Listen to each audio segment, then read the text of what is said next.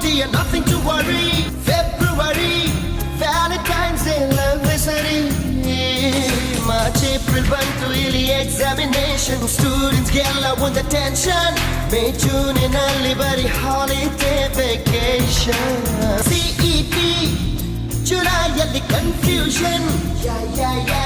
ಅದರಿಂದ politics ಅಲ್ಲಿ revolution.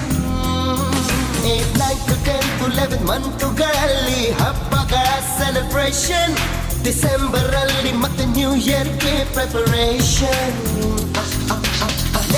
ನೆನ್ನೆಗೆ ಮುಗಿದು ಹೋಯಿತು, ನಾಳೆ ಏನು ಯಾರಿಗೊತ್ತು, ಈ ದಿನ ನಮ್ಮದು ಹ್ಯಾಪಿ ಆಗಿರಬೇಕು.